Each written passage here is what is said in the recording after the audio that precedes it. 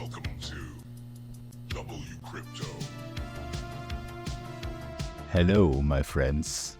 Welcome back to WCrypto. Since my last video, where I mentioned downside targets near 94.2 thousand and the possible break of the yellow descending trend line that began all the way back at the previous all-time high on the 6th of December, we finally saw resolution today. I opened a long position during the upward move, scaling in from 90.7 thousand and closing on the way down from around 93.6 thousand after price reached 94.6 thousand.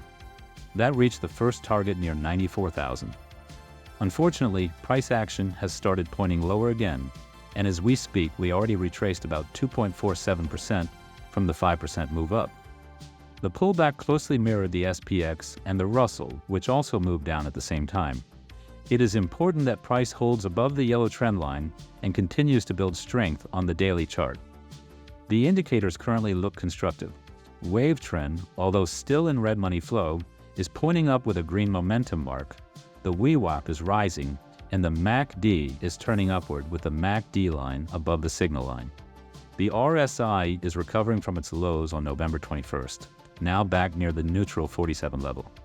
Meanwhile, we saw several liquidation wicks and clear market maker style moves, which temporarily reduced the strong correlation between Bitcoin and the traditional indices. We also had a number of positive headlines that did very little to affect price in the short term.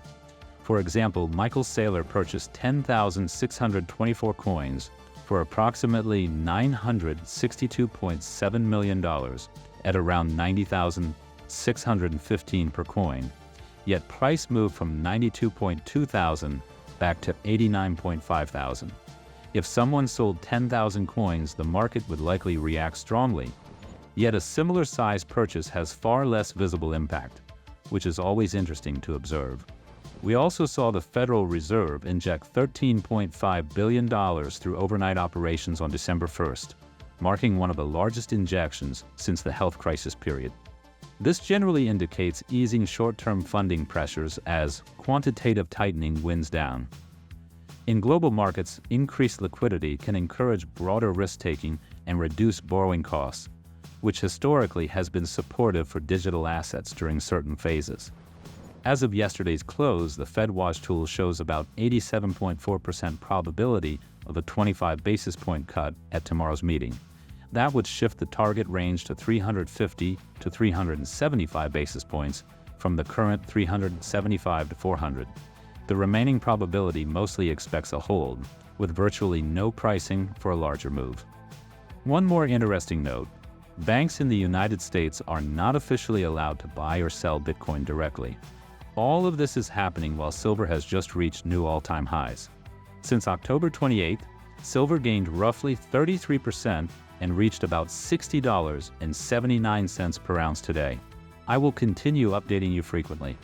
Join the free Discord for real-time insights. Please leave a comment. It really helps the channel get more reach. Click the like button if you got value from this video. Subscribe and turn on the notification bell to stay updated. And see you in the next one.